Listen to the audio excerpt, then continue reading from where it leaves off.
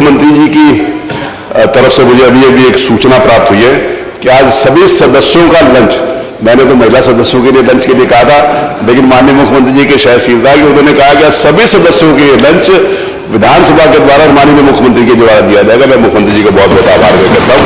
धन्यवाद। माननीय मुख्यमंत्री जी, माननीय मुख्यमंत्री जी। अध्यक्ष जी, थोड़ा धीरे, पुरुष कंठ थोड़ा धीरज करें। आज हम सब आभारी हैं आपके कि आज देश का ये सबसे बड़ा विधानमंडल एक नए इतिहास को बनाने की ओर अग्रसर हो रहा है। आजादी के 75 वर्ष के बाद आधी आबादी अपनी आवाज को इस सदन के माध्यम से प्रदेश की 25 करोड़ जनता तक तो पहुंचेगा ही, साथ ही साथ प्रदेश की समस्याओं को लेकर के, उपलब्धियों को लेकर के और अन्य समसामयिक महत्वपूर्ण मुद्दों को इस सदन में उन्हें रखने का एक अवसर प्राप्त होगा। मैं इसके लिए सभी बहनों को हृदय से बधाई देता हूं, उनका अभिनंदन करता हूं।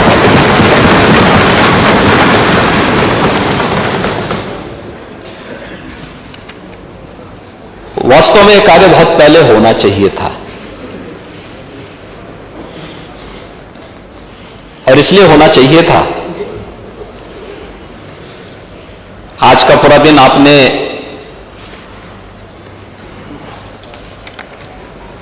माननीय महिला सदस्यों के लिए आरक्षित किया है। ये सभी अपनी बात को यहां पर रखेंगे भी, लेकिन शुरुआत में केवल एक प्रारंभिक व्यवस्था की दृष्टि से प्रस्तावना रखने के लिए मैं यहां पर खड़ा हुआ हूं।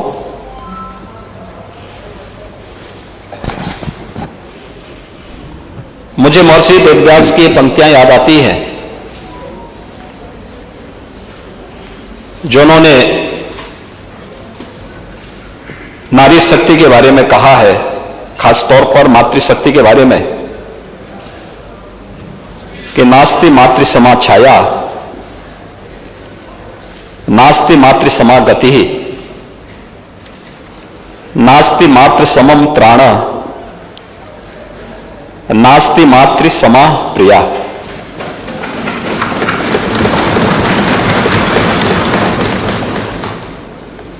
यानी मां के समान कोई छाया नहीं है, मां के समान कोई सहारा भी नहीं है, मां के समान कोई रक्षक नहीं है और मां के समान कोई प्रिय भी नहीं होता है। और मुझे लगता है कि मातृशक्ति के प्रति अगर ये भाव हर नागरिक के मन में आ जाए तो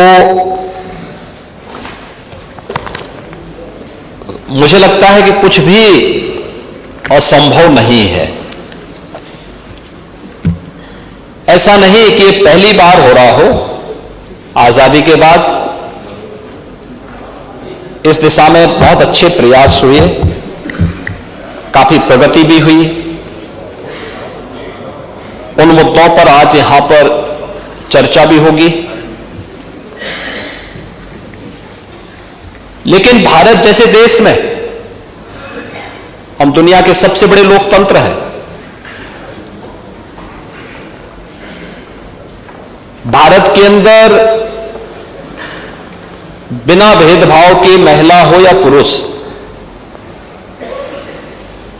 हमारे संविधान निर्माताओं ने भारत के प्रत्येक नागरिक को वयस्क मताधिकार का जो अधिकार दिया था, इसमें महिला और पुरुष के बीच में कोई अंतर नहीं था। और हम सबको इस पर गौरव की अनुभूति होनी चाहिए कि महिला और पुरुष दोनों को भारत के अंदर पहले सामान्य निर्वाचन से अपना मत देने का पूरा अधिकार भारत ने लोकतंत्र अपनाने के बाद से देना प्रारंभ किया। यही नहीं, इंग्लैंड में और दुनिया के तमाम अन्य देशों में महिलाओं को अधिकार बाद में मिला, भारत से बाद में मिला है। भले वहां लोकतंत्र पहले रहा हो, तो भारत के ताकत का एहसास दुनिया को कराता है, जिसमें हमेशा से, आज से नहीं, वैदिक काल में आप देखें, वैदिक ऋषियों के साथ साथ वैदिक ऋचाओं को रचने वाली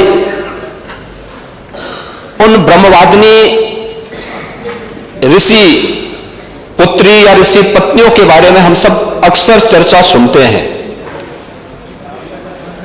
जिन्होंने वेदों के अनेक ऋचाएं रची, अनेक सूक्तों की रचना की। भारत आज जिस वैवाहिक परंपरा को अपनाता है,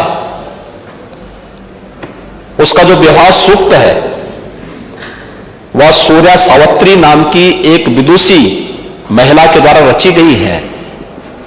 आप याद करिए, उसके बगैर भारत की वैवाहिक परंपरा बिना उन सूक्तों के गायन से आगे बढ़ ही नहीं सकता। ऐसे ही अगर हम देखते हैं, चाहे वह ब्रह्मवादिनी घोषा हो, लोपामुद्रा हो, विश्ववारा हो, अपाला हो, या फिर अनेक उन ब्रह्मवादिनी और वेदों की अनेक रचनाओं को रचने वाली ये सभी महिलाएं, जिन्होंने इस देश को एक दिशा दी, एक नया संस्कार दिया, एक नई गति दी। यही नहीं, शकुंतला के बारे में, अनुसुईया के बारे में, माता अनुसुईया के बारे में, दमयंती के बारे में, सती सावित्री के बारे में, गार्गी, मैत्री, अनुसुईया, अहिल्या, सीता, द्रौपदी, रुक्मणी, अनेक ऐसी परंपराएं हमें वैदिक रामायण और उसके उपरांत के कालखंड में भी देखने सुनने को मिलती है, जिन्होंने अपनी नेतृत्व क्षमता से समाज को एक नई दिशा दी थी। और आजादी की लड़ाई में भी हम बहुत पीछे न भी जाएं, अगर हम केवल 1857 के प्रथम स्वतंत्र समर की बात करते हैं, तो उत्तर प्रदेश का हर वासी इस बात पर गौरव की अनुभूति करता है कि झांसी की रानी लक्ष्मीबाई, जिन्होंने उस कालखंड में उद्घोष किया था कि मैं अपनी झांसी हरगिज नहीं दूंगी, और उसके लिए उन्होंने युद्ध लड़ा, ब्रिटिश हुकूमत को पीछे हटने के लिए मजबूर किया। अनेक ऐसे उदाहरण हैं। उनके साथ जो अन्य अनेक वीरांगनाएं इस युद्ध में लड़ी थी, प्रथम स्वातंत्र समर का नेतृत्व की थी, यह किसी से छुपा हुआ नहीं है। और इसलिए आज जब हम इन सभी मुद्दों पर चर्चा कर, इस सदन में चर्चा होगी और सभी बहनें अपनी अपनी बातों को यहां पर रखेंगी, इस संबंध में कुछ चीजें हैं जो सरकार ने अपने स्तर पर कदम बढ़ाए हैं। मैंने एक पत्रक भी दोनों माननीय सदन के सभी माननीय महिला सदस्यों को पास भेजा है, मिशन शक्ति के रूप में एक जो नया कार्यक्रम राज्य सरकार के स्तर पर हम लोग संचालित कर रहे हैं, और इस कुशलतापूर्वक संचालित हो रहा है। इसके परिणाम भी हम सबके सामने हैं कि केंद्र और राज्य सरकार के द्वारा महिला सशक्तिकरण के लिए, महिला सुरक्षा, महिला सम्मान और महिला स्वावलंबन, इनसे संबंधित जो मुद्दे हैं उन पर क्या क्या कदम उठाए गए हैं, चाहे वह बेटी के जन्म लेने से लेकर के और बेटी के विवाह होने तक,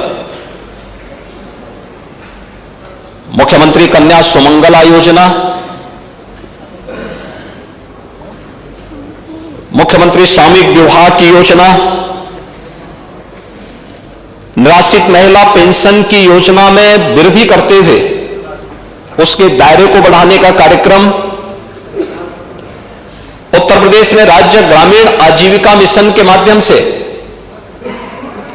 जो कार्यक्रम चल रहे हैं, जिसको हमने काफी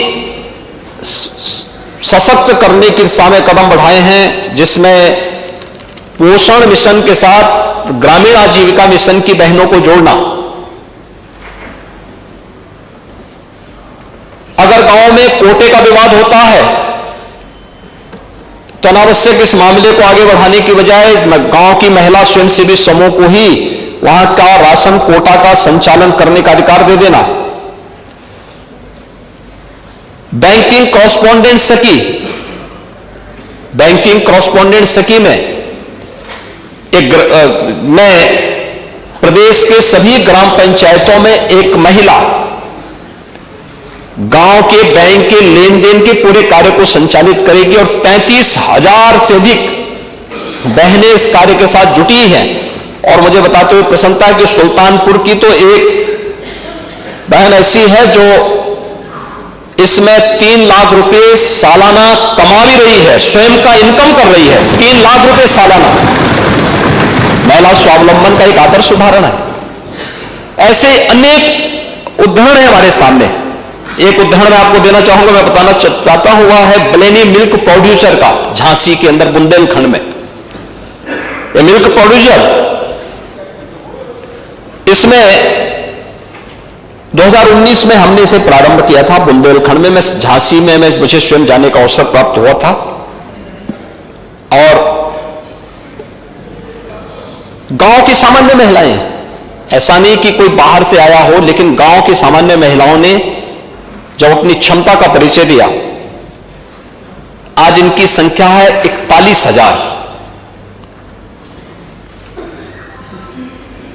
इन्होंने गांव जोड़े हैं 795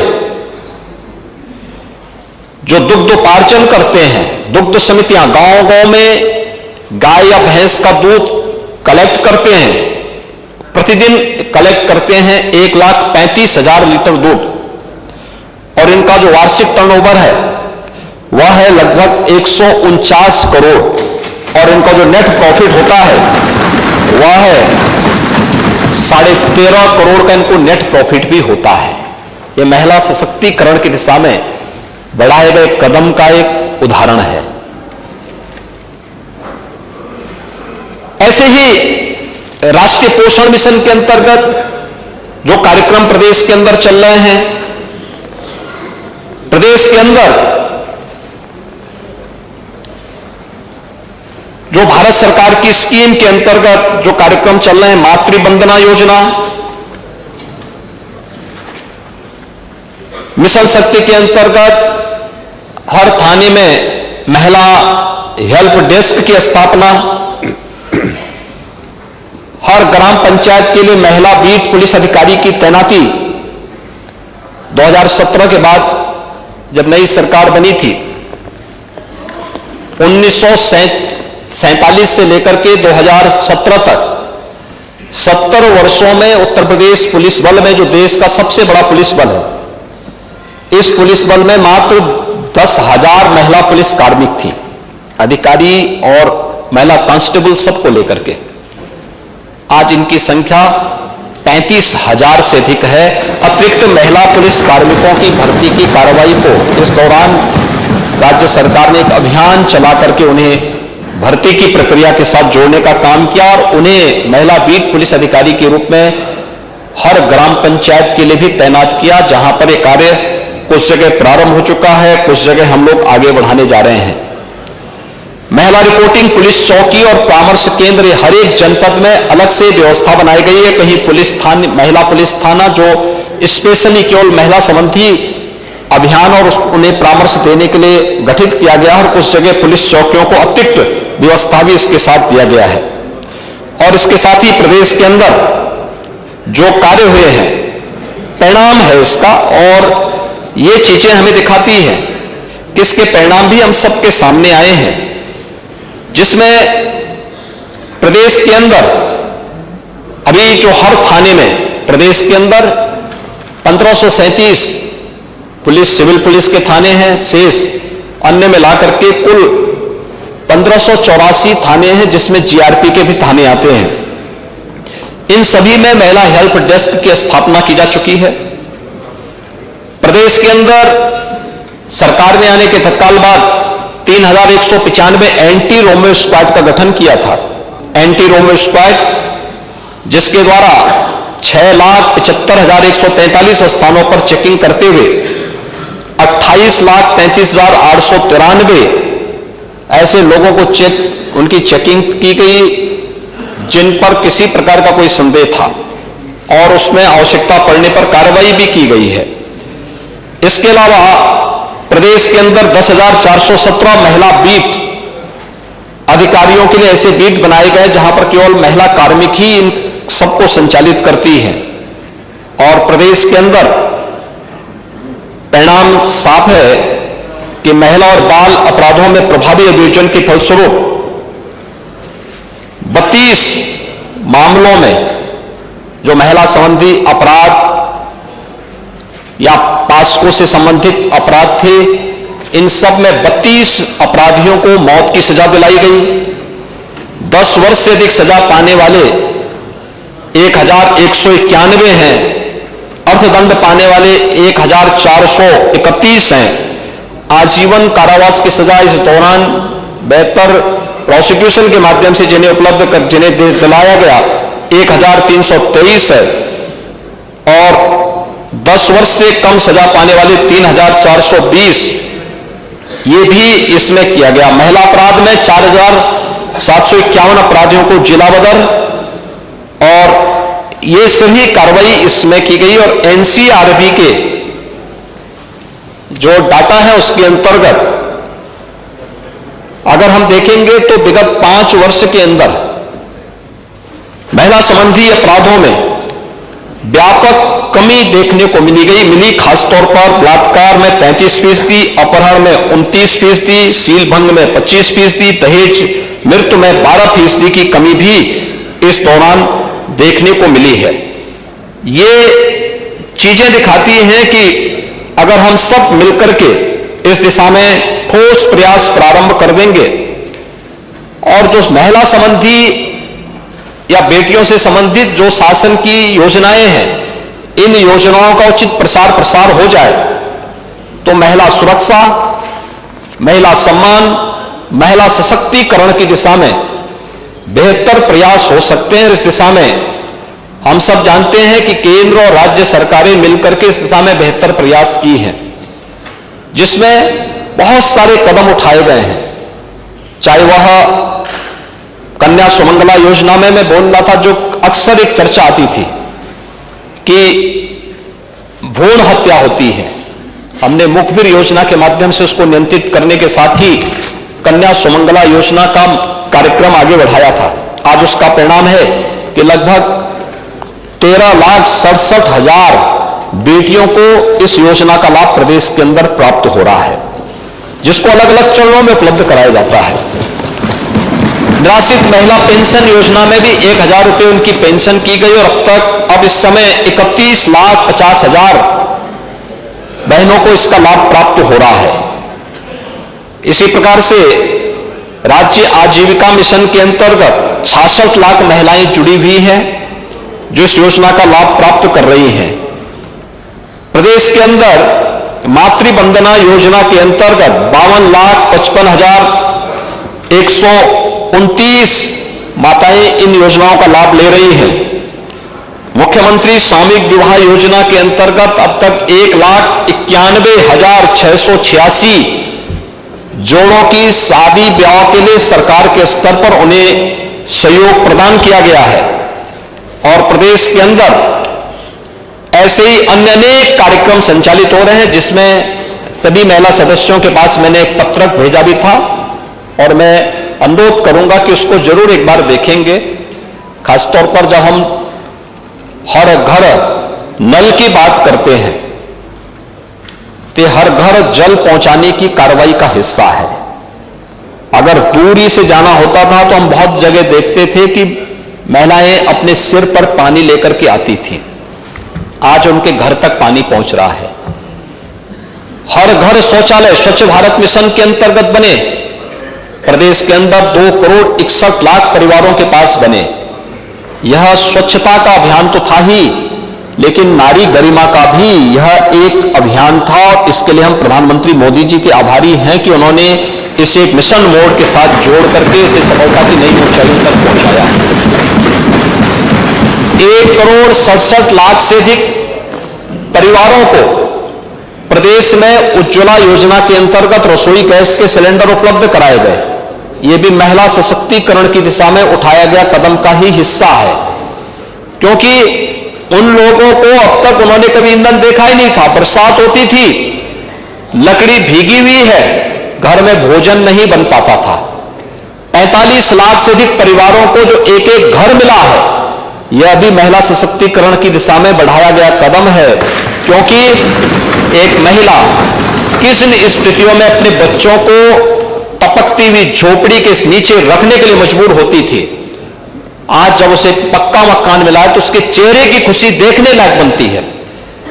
ऐसे ही परंपरागत रूप से जहां पर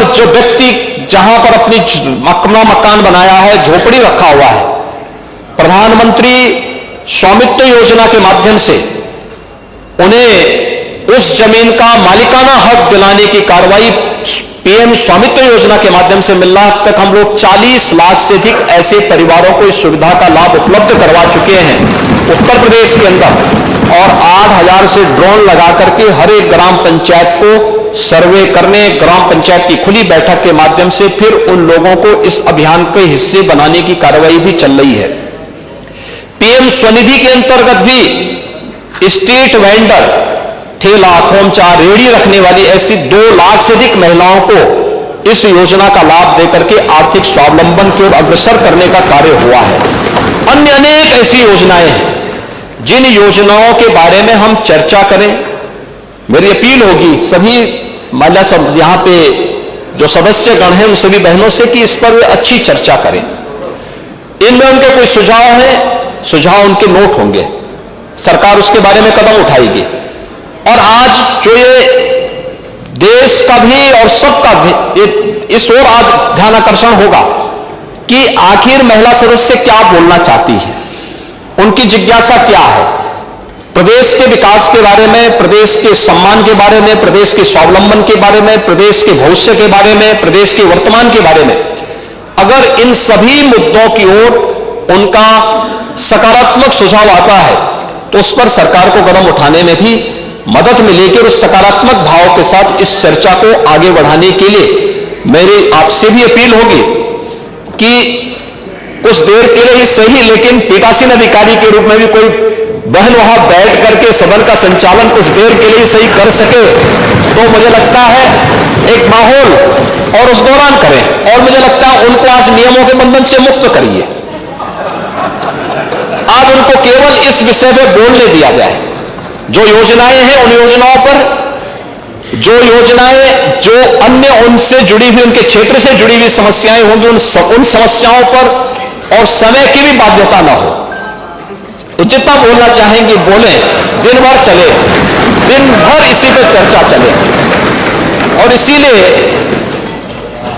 यहां पर सदन के बारे में मैंने इसी बात को कहा, क्योंकि खन्ना जी से मैंने पूछा कि भोजन की कोई व्यवस्था है, तो इन्होंने कहा कि मैंने कहा कि आप अपनी जेब में भोजन लेके चल लेते हैं, लेकिन जो दिन भर जिनको बोलना होगा उनका क्या होगा। मैंने कहा यहां भोजन की व्यवस्था करवा दें, लोग अपना बोले भी, यहां भोजन भी ले, अच्छा होगा। आपने इसके लिए अनुमति भी दी है, लेकिन आज इस पे दिन भर चर्चा हो और उसका जो निष्कर्ष होगा, मैं चाहूंगा कि अच्छे सुझाव आए, अच्छी सकारात्मक चर्चा हो। और उस सकारात्मक चर्चा को हम लोग, देखिए आरोप प्रत्यारोप हमेशा लगते हैं, आज उससे ऊपर उठ करके एक सकारात्मक दृष्टिकोण के साथ, क्योंकि ये जब प्रकाशन होगा तो उस प्रकाशन में आपका नाम जाए। विधानसभा की कार्रवाई में जो कुछ हम बोलते हैं, ये जो भी आएगा, यह यहां का एक दस्तावेज बनेगा। 5 साल, 10 साल, 15 साल, 50 साल, 100 साल के बाद जिन्हें कभी देखना होगा तो वे देख सकें, दस्तावेजों को उड़ेल सकें, देख सकें कि आपके द्वारा कभी क्या बोला गया है और उसके बारे में फिर उससे कुछ प्रेरणा प्राप्त कर सके, इसलिए एक अच्छी बहस को हम आगे बढ़ा सकेंगे। इस विश्वास के साथ मैं आपका हृदय से आभारी हूं कि आपने आज का ये दिन केवल प्रदेश की चुनी गई महिला सदस्यों को के लिए आरक्षित किया है, उन्हें दिया है, और उनसे जुड़ी हुई समस्या और प्रदेश से जुड़ी हुई अन्य महत्वपूर्ण मुद्दों पर वे लोग आज अपनी बात को यहां पर रख पाएंगी। बहुत सारी चीजें हैं जिन पर वे चर्चा भी करेंगी, अपनी बात को मजबूती के साथ रखेंगी। मैं सभी पुरुष सदस्यों से भी कहूंगा कि सामान्य दिनों में आपके शोरगुल के नीचे महिलाओं की बात दब जाती थी। आज कम से कम आप उनकी बातों को सुनने के लिए यहां पर बैठेंगे और जो भी आपको आपके लायक होगा आप उसको स्वीकार करेंगे, आपके लायक नहीं होगा तो कम से कम घर में जाकर के, अगर कहीं गलती आपके माध्यम से हुई है तो घर में जाकर के दोनों कान पकड़ करके वहां पर घर में माफी मांग करके आगे से उसमें सुधार लाएंगे, जिससे सदन की कार्रवाई को बेहतर तरीके से संचालन करने में आगे मदद मिल सके।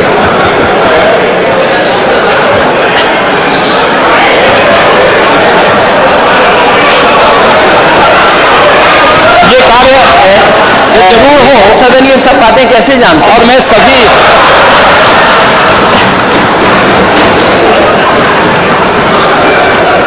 और नेता सदन के बगल वाले ने तो नहीं बताया होगा।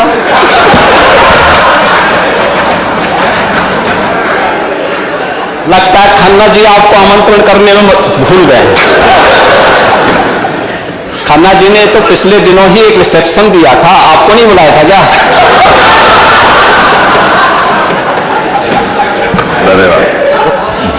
तीन अध्यक्ष महोदय जतन भी उसी जगह के हैं, कभी बताया नहीं बात आपने?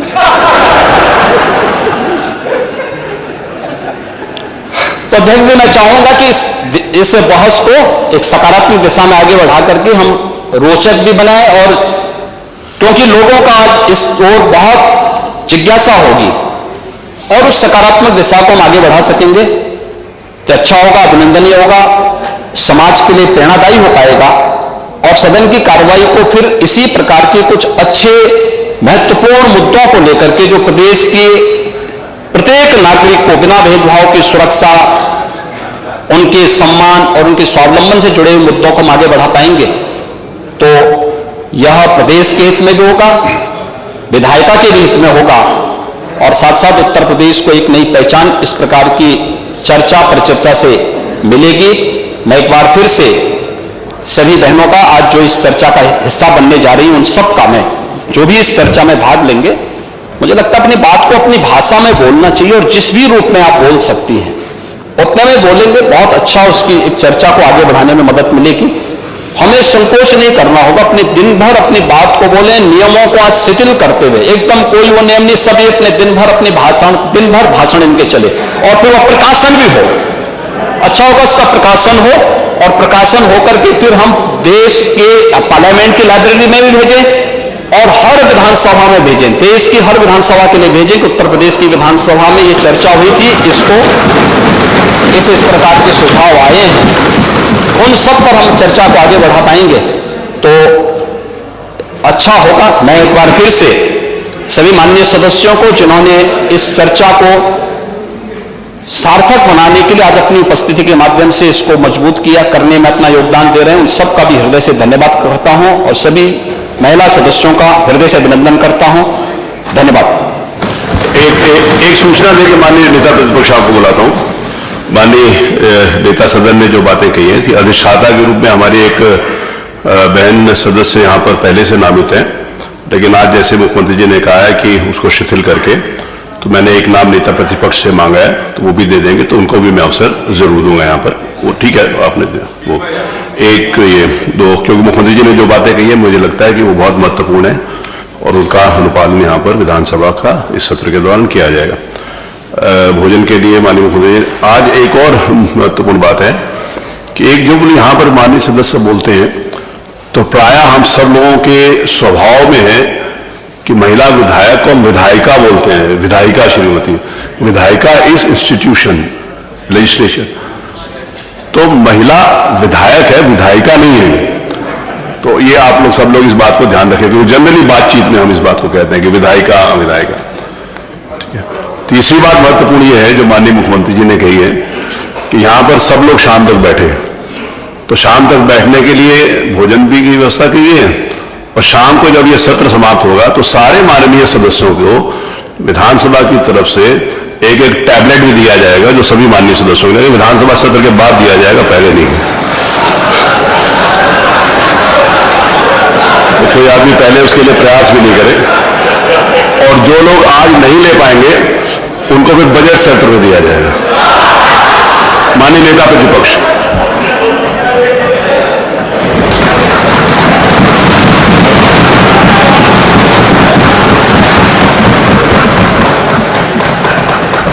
सबसे पहले मैं अध्यक्ष जी आपका धन्यवाद देना चाहता हूं। आपका और सरकार के प्रयास से आज ये विशेष हमारा विधानसभा का सत्र है, और आज के दिन हम केवल महिला सदस्यों को ही बोलने का अवसर दे रहे हैं। जहां आपने नेता सदन और मुझे बोलने का मौका दिया है, मैं आपका बहुत बहुत धन्यवाद देना चाहता हूं। हालांकि अध्यक्ष जी लगातार इस प्रयास में हैं कि नई नई चीजें आए, और जब से आप अध्यक्ष बने हैं बहुत सी चीजों को बदलते हुए हम लोग देख रहे हैं। ये स्वाभाविक है कि बिना सरकार के सहयोग के, बिना सरकार के बजट के बहुत सारे काम नहीं हो सकते हैं, और कभी गैलरी का सुंदरीकरण हो, और अब टैबलेट भी हमारे सामने आ गई है। केवल एक टैबलेट नहीं दे रहे हैं अध्यक्ष जी, दूसरी भी टैबलेट दे रहे हैं आपको, तो दो दो टैबलेट हम लोगों के पास हो जाएंगे। और जब कभी हम लोग चाय या कॉफी पीने का बाहर जाते थे तो कैसी चाय मिलती थी, कैसी कॉफी मिलती थी, अक्सर हमारे सदस्यों को शिकायत रहती थी, लेकिन उस शिकायत को भी आपने दूर कर दिया, बहुत बहुत धन्यवाद। और कल तो हमारे एक सदस्य चाय पीते पीते ये भूल गए कि सदन में उन्हें रहना है। तो कभी कभी अच्छे काम की वजह से ये भी हो जाता है। जैसे आपने आज महिलाओं के लिए बोलने का अवसर दिया, आज हमें जानकारी मिली कि नेता सदन बहुत सी चीजें जानते हैं। स्वाभाविक है, वो मुख्यमंत्री हैं तो सब चीज जानेंगे। मैं उनके भाषण से ही अपने भाषण को जोड़ते हुए, उन्होंने जहां भूमिका बताई महिलाओं की, न केवल आजादी में, समाज में जगह जगह पर उन्होंने बहुत महत्वपूर्ण योगदान दिया है। सर्वप्रथम अगर हम आजादी की लड़ाई को देखें और जो भूमिका महिलाओं ने और हमारी नारी शक्ति ने योगदान दिया है, झांसी की रानी लक्ष्मीबाई को हम लोग भूल नहीं सकते। उनके साथ साथ बहुत सारे ऐसे नाम हैं जो कभी कभी हम लोग भूल जाते हैं। बेगम हजरत महल हैं, महारानी अवंतीबाई लोधी, चांद बीबी, दुर्गा भाभी, कस्तूरबा गांधी जी, अहिल्याबाई होलकर, सरोजिनी नायडू जी जो सबसे पहली इस उत्तर प्रदेश की गवर्नर भी हुई। और अच्छा होता है स्पीकर महोदय, आज महिला स्पीकर भी, वो महिला हमारी गवर्नर जो है, अगर वो भी इस कार्यक्रम में किसी न किसी रूप में शामिल हो जाती। अरुणा आसिफ अली, भीकाजी कामा, कैप्टन लक्ष्मी सहगल और अनेक नाम हैं, वीरांगना उदा देवी पासी, ऐसे तमाम नाम हैं, झलकारी बाई, जिनको हम याद कर रहे हैं, जिनके योगदान से, जिनके प्रयासों से हमें उस आजादी की लड़ाई में और मजबूती मिली। वहीं जब हम अपने उत्तर प्रदेश का इतिहास देखते हैं, सर्वप्रथम उत्तर प्रदेश की नहीं बल्कि देश की पहली महिला मुख्यमंत्री अगर किसी प्रदेश ने दी थी तो उत्तर प्रदेश ने दी। सुचेता कृपलानी के रूप में न केवल उत्तर प्रदेश की वो बल्कि देश की पहली मुख्यमंत्री बनी। और इसी के साथ साथ गवर्नर भी, जिन्होंने आजादी की लड़ाई में राष्ट्रपिता महात्मा गांधी जी के साथ रह करके और उन्होंने पहचान अपने आप बनाई। जहां उन्हें नाइटिंगेल के ऑफ इंडिया बोला जाता है, सरोजिनी नायडू, वो भी यहां की गवर्नर है। जहां हम अपनी गिनती देखते हैं। यहां पर जो पहला सदन रहा होगा उसमें संख्या कम थी, लेकिन लगातार महिलाओं की उपस्थिति और संख्या बढ़ती चली आ रही है। और आज जिस सदन में हम लोग बैठे हैं उसमें लगभग सभी दलों को मिलाकर के 47 महिलाएं सदस्य हैं। और हमें उम्मीद है कि आने वाले समय में सभी दल ये प्रयास करेंगे कि ज्यादा से ज्यादा महिलाएं इस सदन में कैसे पहुंचे। जहां कोई कैबिनेट ऐसी नहीं रही होगी जहां पर महिलाओं को मौका न दिया गया हो, और लगातार कैबिनेट में किसी न किसी रूप में किसी न किसी महत्वपूर्ण पद पर महिलाएं रही हैं। आज जब हम महिलाओं पर चर्चा कर रहे हैं तो हमें अपने नेता डॉक्टर राम मनोहर लोहिया जो नर नारी समानता की बात करते थे, उनके कोट याद आते हैं। और उनका मैं पहला कोट पढ़ता हूं। उन्होंने कहा कि नारी को गठरी के समान नहीं बल्कि इतनी शक्तिशाली होनी चाहिए कि वक्त पर पुरुष को गठरी बना अपने साथ ले चले। ये किसके विचार हो सकते हैं? इस समाज में अगर हम इतना सम्मान दे दें और इतनी ऊंचाई तक पहुंचा दें तो हमारे समाज और देश की तरक्की और दुनिया में पहचान में आ जाएगी। न केवल उन्होंने ये कहा, बल्कि एक जगह मैं उनकी दूसरी बात को कोट करता हूं कि इस देश की औरतों के लिए आदर्श सावित्री नहीं द्रौपदी होनी चाहिए। क्योंकि अक्सर हम सावित्री को आदर्श मान लेते हैं क्योंकि वो पति के प्रति पूरी समर्पित थी। और डॉक्टर राम मनोहर लोहिया ने वहीं कहा कि इस देश की औरतों के लिए अगर आदर्श कोई हो सकता है तो वो द्रौपदी है। इसलिए मैं अध्यक्ष जी आपको धन्यवाद देता हूं जहां महिलाओं के बारे में आपने सोच विचार करके इस सदन को बुला करके एक दिन का मौका दिया है। आज मैं ये कह सकता हूं कि इस महिलाओं के इतने मुद्दे हैं कि हमारा एक दिन काफी नहीं है। अगर हम पूरे सत्र में भी बहस करें तो शायद वो मुद्दे खत्म नहीं होंगे, क्योंकि जो तस्वीरें हमें देखने को मिलती हैं, ये जिम्मेदारी केवल मैं ये कह दूं समाज की है या सरकार की है। मैं आज इस मौके पर दलगत राजनीति से ऊपर ये कहना चाहता हूं कि जब हम अखबार पढ़ते हैं, तस्वीरें देखते हैं कि क्या क्या घटनाएं हो रही हैं आज दिल्ली से या पार्लियामेंट से कठोर से कठोर कानून पास हुए हैं, लेकिन उसके बावजूद भी महिलाओं के ऊपर जो घटनाएं देखने को मिल रही वो कम नहीं हो रही हैं। और अगर हम एनसीआरबी का आंकड़ा देखें तो वहीं उत्तर प्रदेश की जहां आबादी ज्यादा है वहीं इस सदन की भी जिम्मेदारी बढ़ जाती है, क्योंकि महिलाओं के साथ जो कुछ हो रहा है ये सब समाज में ऐसा महिलाओं के साथ नहीं होना चाहिए। और जो घटनाएं सुनने को मिलती है कई बार केवल शहर का नाम लेने तो हमें घटना वो याद आ जाती है। अगर हम हाथरस देखें या लखीमपुर अभी की घटना को देखें, ये बात मैं नहीं कहता हूं कि आज सरकार का विरोध करने के लिए मैं नहीं खड़ा हूं। कई ऐसी भी घटनाएं जो हमारी सरकार में भी हुई, लेकिन जब सरकार और समाज और विपक्ष मिलकर के काम करता है तो इन समस्याओं को रोका भी जा सकता है और भविष्य में रिपीट नहीं हो सकता है। इस सदन में जहां हम आज चर्चा कर रहे हैं महिलाओं के सवाल को लेकर के, मुझे याद है इसी सदन ने दिन रात जग करके सस्टेनेबल गोल्स पे भी चर्चा की थी। ये केवल चर्चा न रह जाए, इसे जहां विपक्ष की जिम्मेदारी है वहीं विपक्ष से ज्यादा सरकार की जिम्मेदारी है कि अगर चर्चा में जो बातें आ रही हैं, जो चर्चा में कही जाएंगी, उन पर हम ठोस कदम कैसे उठाएं। जहां आज हम हर क्षेत्र में ऊंचाइयों पर देख रहे हैं महिलाएं लगातार अपने मेहनत से समाज के और उनके परिवारों के प्रयास से ऊंचाइयों तक पहुंच रही हैं। बड़े बड़े पदों पर हम लोगों ने देखा है। हम वो बातें नहीं भूल सकते।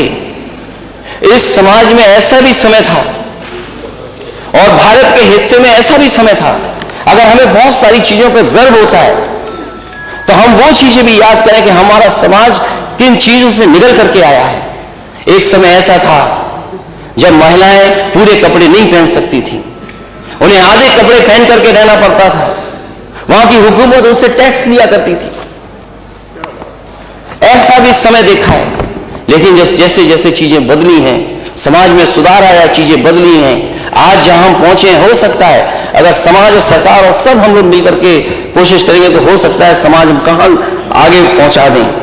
इसलिए ज्योतिबा फूले और सावित्रीबाई फूले को हम नहीं भूल सकते, जिन्होंने इस देश में महिलाओं को और बच्चियों की पढ़ाई के लिए और समाज को सुधारने के लिए अपना पूरा जीवन लगा दिया।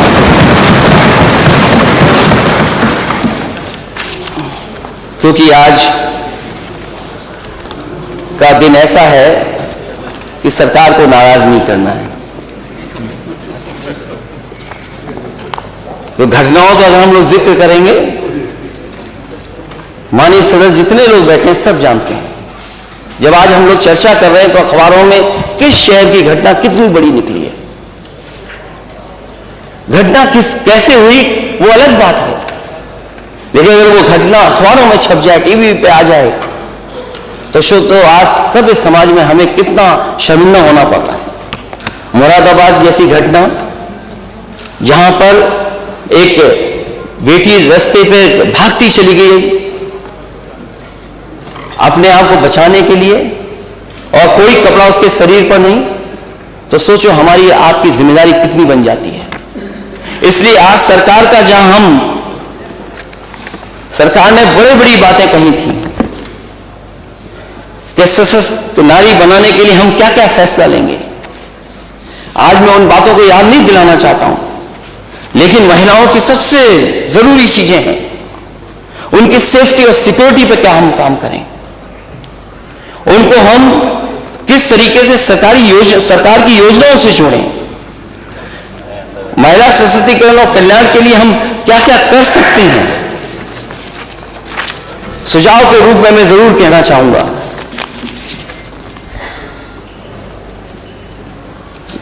क्योंकि सरकार के घोषणा पत्र में तो बहुत सी बातें रखी गई थी, वही मैं कहना चाहूंगा कि हम लोग समाजवादी पार्टी की घोषणा पत्र में हम लोगों ने कुछ बातें लिखी थी, क्योंकि हम सरकार में नहीं आए हैं, इसलिए हम सुझाव के रूप में सरकार को बता सकते हैं। हालांकि उन्होंने भी बहुत सारी बातें लिखी सशक्त नारी के लिए क्या क्या होना चाहिए, वही हम भी सुझाव देना चाहते हैं कि समाजवादी पार्टी महिलाओं, अल्पसंख्यक और दलित सहित प्रत्येक नागरिक के लिए हेट क्राइम के खिलाफ जीरो टॉलरेंस की नीति के लिए संकल्पबद्ध है, और सरकार से मांग करते हैं कि वह जीरो टॉलरेंस नीति को अपनाए। हालांकि जीरो टॉलरेंस की नीति के बारे में सरकार कहती है, लेकिन कैसे इसको हम लागू कर सकें उस दिशा में मैं समझता हूं सरकार जरूर काम करेगी। वहीं उत्तर प्रदेश में पुलिस समेत सभी सरकारी नौकरियों में महिलाओं को 33% आरक्षण दिया जाए। ये आरक्षण सभी श्रेणियों जैसे सामान्य, EWS, OBC, SC और ST के लिए भी लागू किया जाए। लड़कियों की KG से PG तक शिक्षा मुफ्त की जाए, क्योंकि जिस समय नेताजी की सरकार थी उस समय पढ़ाई को बिल्कुल मुफ्त कर दिया गया था। हमें उम्मीद है कि आज जब हम महिलाओं के सवालों पर चर्चा कर रहे हैं तो ये पढ़ाई भी पूरी की पूरी मुफ्त होनी चाहिए। और मुझे याद है कि एक बार मैं यहां पर एक अखबार के कार्यक्रम में जब मैं गया तो मैं जिन लोगों का सम्मान कर रहा था उसमें नौजवान वो टॉपर था, 12th क्लास के टॉपर्स का मैं सम्मान कर रहा था। अध्यक्ष जी जब मैं उसको सम्मान देने गया तो उसने कहा कि आज तो आप मुझे यहां लैपटॉप दे रहे हैं, आज ही के दिन आप झांसी में भी मेरी बहन को लैपटॉप देंगे। और मुझे याद ये है, मैंने बच्चे से पूछा कि कभी तुम हेलीकॉप्टर में बैठे थे? उसने बच्चे ने मना कर दिया कि मैं हेलीकॉप्टर में कभी नहीं बैठा। मैं जब अपने घर आ गया लौट करके तो अचानक मेरा ख्याल आया कि क्यों नहीं मैं इसको लेकर के संग जाऊं, और उस 12th टॉपर के बच्चे को मैं अपने साथ लेकर के गया। उसकी बहन को जहां हम लोग लैपटॉप दे रहे थे उस बहन को भी मैंने लैपटॉप दिया। और जब मैंने सूची देखी कि आखिरकार किनको मैं लैपटॉप दे रहा हूं, तो सबसे ज्यादा अगर किसी को लैपटॉप मिला था समाजवादी सरकार में तो वो बेटियां थी जिनको लैपटॉप समाजवादी सरकार में मिला। इधर जब कुछ सालों बाद में झांसी गया, क्योंकि वो टॉपर था, उसकी बेटी बहन भी टॉपर थी, तो मैं सोचा कि जिनको मैंने लैपटॉप दिया आखिरकार वो कर क्या रहे होंगे। मैंने जानकारी हासिल की तो पता लगा जिस नौजवान को, जिस बच्चे को मैंने लैपटॉप दिया था वो एमटेक कर रहा था दिल्ली से, आईआईटी से। और मैंने उससे फोन पर पूछा, क्योंकि वो आ नहीं सकता था उस दिन, कि क्या कर रहे हो, तो उसने कहा मैं एमटेक कर रहा हूं और आज भी आपका लैपटॉप चल रहा है, बंद नहीं हुआ है। और मुझे लगा कि केवल मैंने एक बेटी को लैपटॉप दिया होगा, एक बहन को दिया होगा। जब मैं बरुआ सागर उसके घर परिवार से मिला तो उन्होंने कहा ये छोटी सी टाउन एरिया है, बहुत बड़ी नहीं है, लेकिन इसी में समाजवादी सरकार में कम से कम 400 बच्चों को लैपटॉप मिल गया। ये बात मैं बहुत पुरानी बता रहा हूं। उस समय जब उन बच्चों से मैं मिला, उन बच्चों ने कहा कि हमें लैपटॉप तो मिल गया, हम पढ़ाई लिखाई तो पूरी कर ली है, लेकिन हमें नौकरी नहीं मिल पा रही है, रोजगार नहीं मिल पा रहा है। हमें उम्मीद है कि इस सरकार को जहां मौका मिला है, डबल इंजन की सरकार को काम करने का, तो जहां पढ़ाई अच्छी होगी बेटियों की, जहां उन्हें और पढ़ने का मौका दिया जाएगा, आने वाले समय में उन्हें रोजगार भी देने का काम सरकार करेगी। जहां सुरक्षा के लिए मैं सुझाव देना चाहूंगा कि पुलिस बल में महिलाओं के लिए विशेष भर्ती अभियान चलाया जाए ताकि एक स्वतंत्र महिला पुलिस इकाई का निर्माण हो सके, क्योंकि हम सरकार में नहीं है, हमारे मैनिफेस्टो में था। तो आज सुझाव के रूप में मैं सरकार से कह रहा हूं कि पुलिस बल में महिलाओं के लिए विशेष भर्ती अभियान चलाया जाए ताकि एक स्वतंत्र महिला पुलिस इकाई का निर्माण हो सके। यूपी पुलिस बल में महिलाओं को 33% प्रतिनिधित्व दिया जाए। आत्मरक्षा प्रशिक्षण कार्यक्रम तहसील स्तर पर सभी स्कूल और संस्थाओं में नियमित अंतराल पर आयोजित किए जाएं। सभी गांवों में खैर सीसीटीवी और डायल 100 डायल 112 तो है ही, लेकिन उसका समय कैसे कम हो, क्योंकि रिस्पांस टाइम जितना कम हो जाएगा उतनी ही जल्दी पुलिस एक्शन में आ जाएगी और जो पीड़ित है उसकी मदद हो सकेगी। मुझे याद है कि जैसे ये सरकार कहती है कि हमने महिलाओं को और बेटियों की सुरक्षा के लिए एंटी रोमियो स्क्वाड बनाया है, उस समय समाजवादी सरकार में वुमेन पावर लाइन 1090 को बनाया गया था। और मैं चाहूंगा सरकार से कि वुमेन पावर लाइन 1090 को मजबूत किया जाए और ईमेल और व्हाट्सएप द्वारा शिकायत दर्ज करने की सुविधा प्रदान की जाए, और साथ ही साथ 1090 ऐप से लेकर के जो ट्रैकिंग का है सिस्टम वो भी विकसित किया जाए, जिससे आज के समय पर जो टेक्नोलॉजी का हम इस्तेमाल कर सकें उसको शामिल कर करके अपनी बेटियों की भी सुरक्षा और का इंतजाम कर सकें। स्पेशल वुमेन सेल महिलाओं के खिलाफ होने वाले अपराधों की निगरानी एवं रोकथाम के लिए डीजीपी की अगुवाई में गठित किया जाए। सभी पुलिस अधिकारियों को के एसीआर में अनेक जेंडर सेंसिटिविटी, क्योंकि जेंडर सेंसिटिविटी अगर नहीं होगी तो हम न्याय नहीं दिला पाएंगे, इसलिए जेंडर सेंसिटिविटी का पता लगाने के लिए एक इंडेक्स बनाया जाए। समाजवादी सरकार द्वारा स्थापित आशा ज्योति केंद्र महिलाओं से संबंधित सभी मुद्दों के वन स्टॉप सॉल्यूशन के रूप में सभी जिलों में स्थापित किया जाए। और मुझे याद है महिलाओं को और उनको सम्मान देने के लिए समाजवादी सरकार में समाजवादी पेंशन शुरू की गई थी। हालांकि ये सरकार दूसरे रूप में दूसरी मदद कर रही है, लेकिन समाजवादी पेंशन रोक दी गई। समाजवादी पेंशन उन गरीब महिलाओं के लिए थी जिनको किसी पेंशन से दिया नहीं जाता था, मदद नहीं पहुंच पा रही थी। 50 लाख के लगभग गरीब परिवार की महिलाओं को समाजवादी पेंशन से मदद करने का काम समाजवादी सरकार में हो रहा था। और मुझे याद है जिस समय नेताजी की सरकार थी उस समय कन्या विधवा योजना शुरू की गई थी। बहुत बड़े पैमाने पे ड्रॉप आउट्स थे, बहुत बड़े पैमाने पे बेटियां पढ़ने नहीं जाती थी, पढ़ाई छोड़ करके चली जाती थी। लेकिन जिस समय समाजवादी पेंशन शुरू हुई थी, जिस तरीके से एनरोलमेंट बढ़ा था और एनरोलमेंट के बाद जिन जिन बेटियों की मदद हो गई थी उन सब बेटियों ने आगे की पढ़ाई पूरी की थी। वो भी समाजवादी सरकार के एक ऐतिहासिक फैसला था कि समाजवादी कन्या विद्यालय दे करके उनको पढ़ाई में आगे बढ़ाने का काम समाजवादी सरकार ने किया।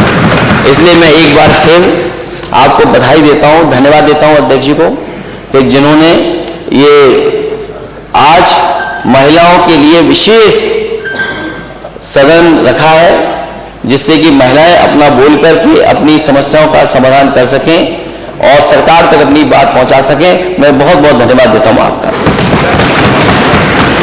धन्यवाद।